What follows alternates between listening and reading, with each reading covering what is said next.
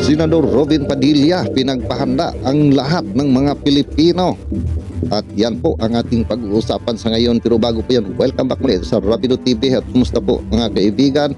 At mag-iingat lagi saan man tayo naroon. At ayan mga kaibigan, dito po sa post, no, sa kanyang Facebook page, no, ay mayroon po siyang pinopost na nakakagulat po mga kaibigan. At ang post na ito ay ito po, no, mga kaibigan, ang sabi nga ay paghahandain raw ang lahat ng mga Pilipino. Kaya ito, pakinggan muna natin mga kaibigan. Tayo mga kababayan, una sa lahat, Food Security Reserve Force Emergency Services, Padilla said in a Facebook post, even as he stressed the need for the country's preparedness, Padilla remained hopeful for peace to reign across the world. Kawan nawa tayo ng Panginoong may likha at maghari ang kapayapaan sa buong mundo lalo ngayon sa Pasifiko, Inshallah, he said, Senator Robin Padilla. Okay, yan, no, mga kaibigan, ang kanyang post sa kanyang Facebook page, no, na pinagpahanda po ang lahat ng mga Pilipino na mag-imbak ng maraming pagkain at mga medicine, no, mga gamot, no, dahil nga base po dito mga kaibigan sa balita na ito, meron daw mangyayari na matinding giyera sa bansang Amerika at bansang China, mga kaibigan.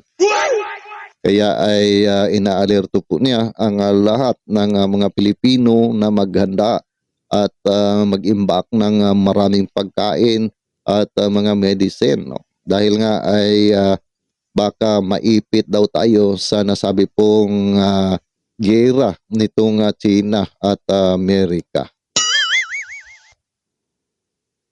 Kapanipaniwala ba ang kanyang post na ito mga kaibigan? Para sa akin, no, kung ito man po ay totoong balita na ito na mayroon ngang mangyayari na giyera nito pong Amerika at China, sa ngayon po siguro ay hindi pa po yan mangyayari mga kaibigan. Dahil nga yung China at saka yung Taiwan ay hindi pa nga sila nagkaroon po ng talagang bakbakan mga kaibigan. How much more pa dito sa Amerika sila makipaglaban mga kaibigan. Na alam po naman natin itong Amerika ay hindi rin po ito aatras. Kung ito po ay kanila pong hahamunin mga kaibigan.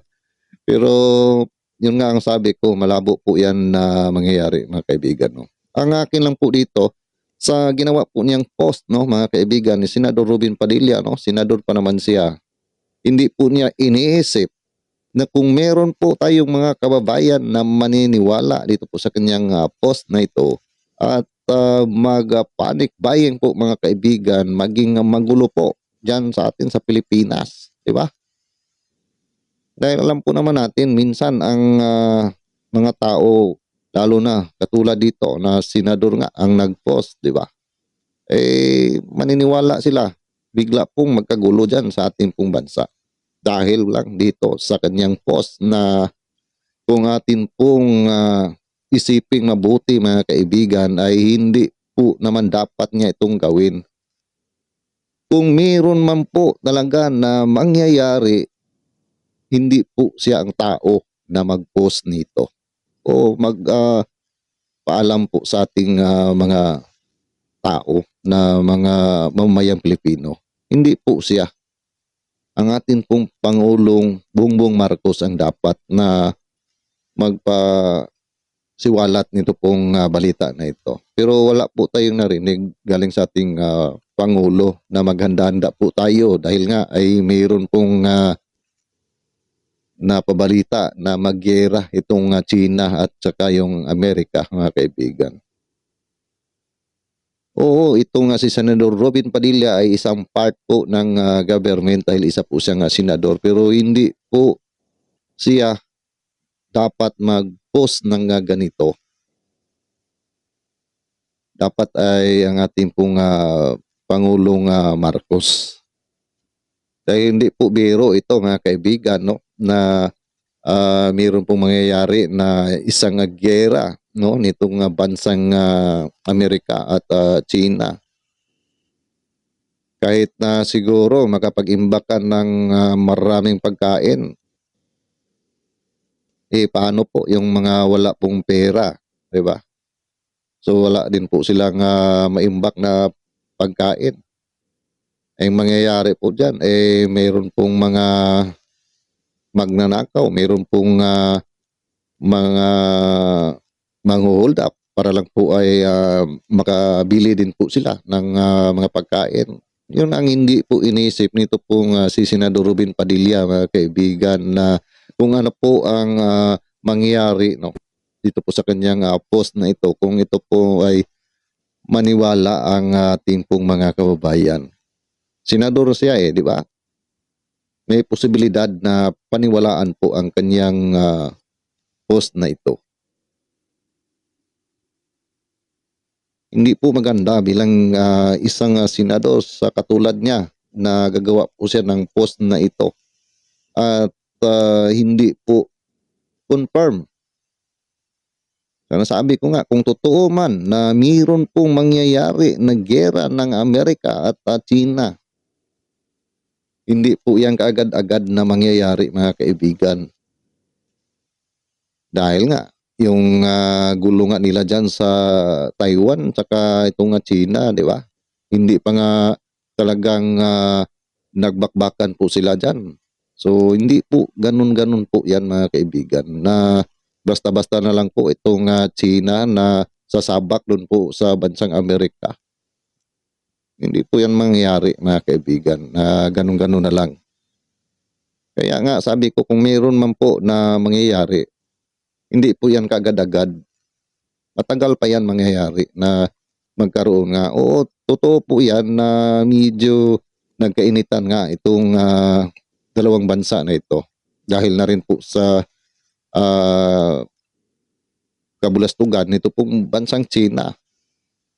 Dahil itong Amerika ay tinutulungan po niya yung mga bansa na parang inapi nitong China.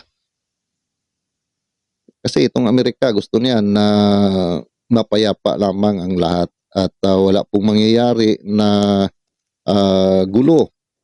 So, andyan po siya pagka mayroon pong nabalitaan na mayroon pong bansa, lalo na maliit na bansa katulad sa atin, nandyan po sila para susuporta, mga kaibigan.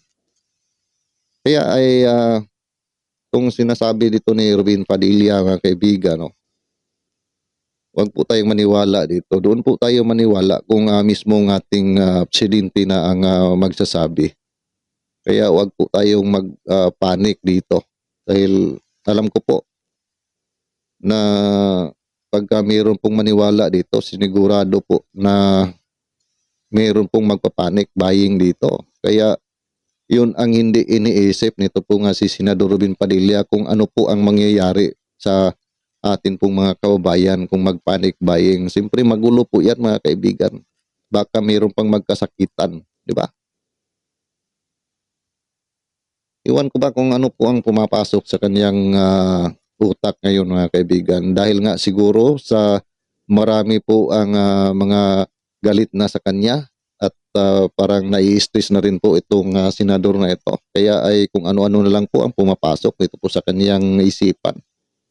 At pinopost po niya dyan sa kanyang Facebook page. Alam po natin, mayroon po siyang mga followers. Dami din po niyang followers, di ba? Kung maniwala po lahat yun, mga kaibigan. O, di ba? So, mahirap po yun. At kung panic buying ang lahat, mag-iimbak po sila ng pagkain. Pagkatapos, yung hindi pa nakabili, pag sila na po mayroon pong pera ay bibili, wala. Mahal na ang lahat po ng bilihin dahil ay ubos. Lalo po niyang pinapahirapan ang mga Pilipino sa ginagawa po niya dito, kaibigan. Iwan ko ba kung bakit po nananalo ito bilang isang senador, no? Kaya ay marami nga yung mga nagsisisi na bumoto po dito. Dapat inisip niya ito. Pinupost niya, mga kaibigan. Hindi po biro ito. Dahil isa po siyang senador, di ba? Maaari po na mayroon pong mga maniniwala sa kanyang post na ito. Kaya yan po mga kaibigan, no? Ano po inyong mga opinion po dito sa kanyang pinopost? Dapat ba niyang gawin ito bilang senador na mag-post po siya ng ganito na para bang